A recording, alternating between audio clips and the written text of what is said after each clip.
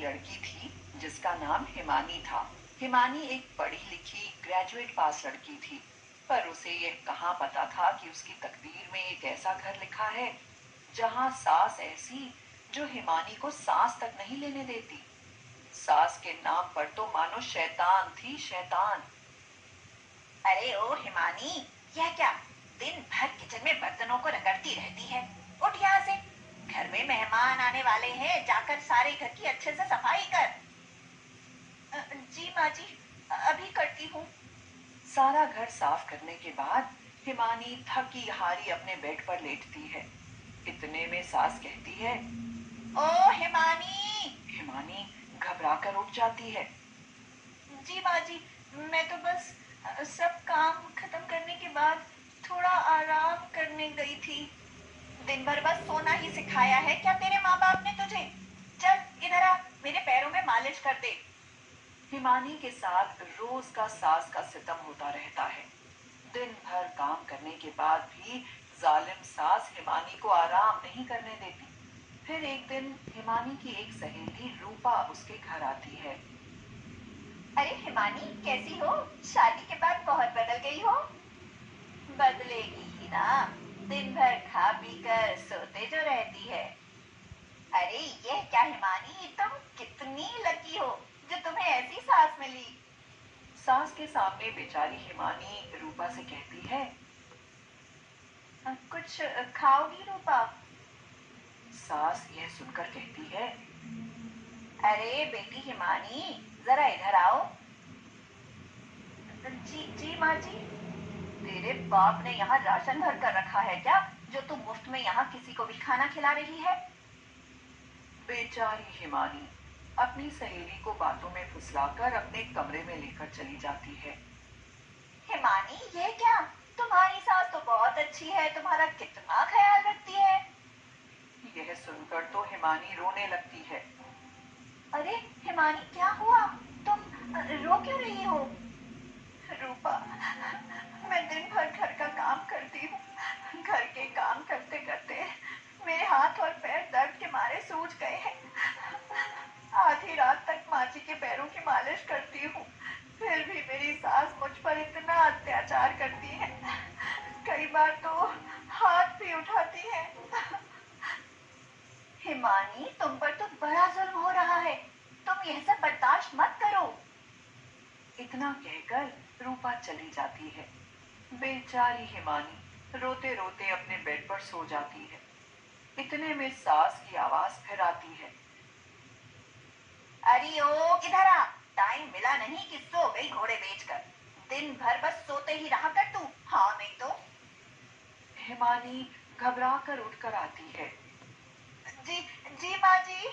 अरे महारानी, रात में मेहमान घर आने वाले हैं, जाकर मेहमानों के लिए यह सब खाना बना। और सुन, खाना अच्छे से बनाना, हाँ, नाक न कटवा देना मेरी। दिन भर थकी हारी वह किचन में जाकर खाना बना ही रही थी कि इतने में उसका हाथ जल जाता है। हिमानी जोर से चिल्लाती है और रोते रोते बाहर आती है। अरे क्या हुआ? माँ जी, मेरा हाथ जल गया, देखो, बहुत दर्द हो रहा है। मैं मैं डॉक्टर के पास जाती हूँ। अरे काम चोर, काम नहीं करना तो हाथ जलाने का बहाना बना रही है। जा, जाकर काम कर किचन में। हाँ। बेचारी हिमानी जले हाथ से रोते रोते दर्द में तड़पती सारा खाना बनाती है। अब रात में सास के रिश्तेदार घर आते हैं। सब खाना खाते हैं। अरे यह क्या, तुम्हारी बहू ने कैसा खाना बनाया? जरा सा भी मजा नहीं आया। हाँ, अच्छा होता हम किसी होटल में खा लेते। हाँ।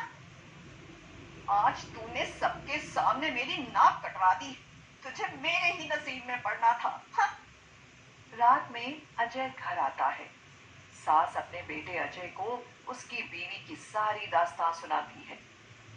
अजय गुस्से में हिमानी से कहता है, ये क्या, तुमने खाना इतना गंदा बनाया आज। तुम्हारी वजह से आज माँ को कितना कुछ सुनना पड़ा। मैं तो तुमसे शादी करके ही पछता रहा हूँ। अगले दिन सुबह हिमानी अपने कमरे से बाहर आती है। अरे बहू, जरा इधर आ, घर में सब्जी खत्म हो गई है, जाकर बाजार से सब्जी ले आ। बेचारी हिमानी बुखार में गर्म तवे की तरह तप रही थी। हाथ में गोटियों जैसे छाले आ गए थे। माँ जी, मुझे बहुत बुखार है, हाथ भी बहुत दर्द कर रहा है, मुझसे नहीं जाया जाएगा, आप ही ले आओ ना सब्जी। अरे वाह, मैडम की हिम्मत तो देखो, मुझे बाजार भेज रही है। जाकर सामान ले आ, नाटक मत कर अब। पता है मुझे, बहुत बीमार हो गई है तू। हाँ? हिमानी मार्केट चली जाती है। सब्जियां लेते लेते उसे रूपा मिलती है। अरे हिमानी, यह क्या, तुम्हारा हाथ कैसे जल गया? और तुम्हें तो बहुत बुखार भी है। तुम्हारी इतनी तबीयत खराब है, फिर भी तुम सब्जियां लेने मार्केट आई हो। हिमानी अपनी आंखों में दबे आंसू लिए बोली, तो मैं क्या करूं? मेरी सास मुझे सांस तक नहीं लेने देती। अरे हिमानी, तुम अपने माता पिता से ये सब क्यों नहीं कहती? क्या करूं रूपा, मेरे बाबा आए दिन बीमार रहते हैं। ऐसे में उन्हें अपने ऊपर हो रहे जुल्म के बारे में कैसे कहूं? वे मर जाएंगे। चलो रूपा, मैं चलती हूँ, माँ जी मेरा इंतजार कर रही होंगी। यह कहकर हिमानी घर चली जाती है। हिमानी पर हो रहे अत्याचार सुनने के बाद रूपा से रहा नहीं गया और वह हिमानी के माता पिता के पास चली जाती है। हिमानी की माता राधा कहती है, अरे रूपा, कैसी हो? बड़े दिन बाद आई हो, सब ठीक है ना? हाँ माँ जी, सब ठीक है। आंटी, हिमानी आई नहीं आपसे मिलने घर? अरे बेटा रूपा, हमारी हिमानी बड़ी नसीब वाली है जो उसे इतना अच्छा ससुराल मिला। इतनी अच्छी सास मिली जो उसे बेटी की तरह रखती है। अरे आंटी, आपकी बेटी हिमानी पर बहुत जुल्म हो रहा है। वह सुखी नहीं बल्कि बहुत दुखी है। उसकी सास उस पर बहुत जुल्म करती है। रूपा सारी अगली पिछली दास्तान हिमानी के माता पिता को सुनाती है। हिमानी के माता पिता यह सुनकर गुस्से में आ जाते हैं। वे फौरन हिमानी की ससुराल उसके गांव जाते हैं। घर पहुंचते ही राधा हिमानी की सास को बहुत सुनाती है, तुम हमारी बच्ची पर इतना जुल्म करती हो, तुम्हें शर्म नहीं आती?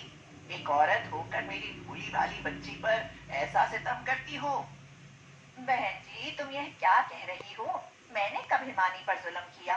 अरे माँ, तुम यहाँ, क्या हुआ? अब तो मैं मर गई, हिमानी सब कह देगी। बेटी हिमानी, तुम इतना अत्याचार जुल्म सितम क्यों सह रही हो? तुमने हमें बताया क्यों नहीं? ये क्या कह रही हो माँ? यह सब तुमसे किसने कहा? बेटी रूपा ने मुझे सब बताया है। नहीं माँ, मैं तो यहाँ बहुत खुश हूँ। और माँ जी, वो तो मेरा बहुत ख्याल रखती हैं। बेचारी हिमानी अपनी सास की बेइज्जती ना हो इसीलिए झूठ कहती है। नहीं माँ, रूपा ने तुमसे झूठ कहा। मैं तो सच में यहाँ बहुत खुश हूँ। और माँ जी तो मुझे सगी बेटी से भी बढ़कर प्यार करती हैं। भला इतनी अच्छी सास कैसे मुझ पर जुल्म कर सकती है?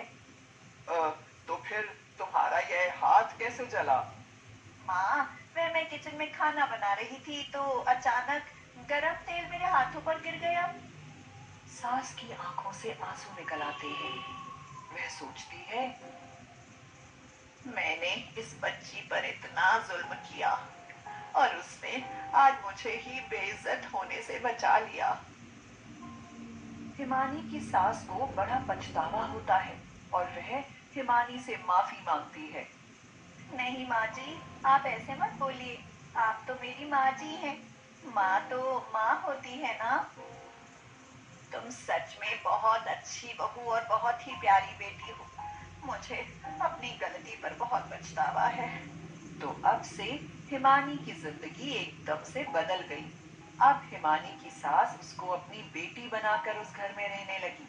हिमानी की अच्छाई ही आज उसकी जिंदगी में खुशियां ले आई।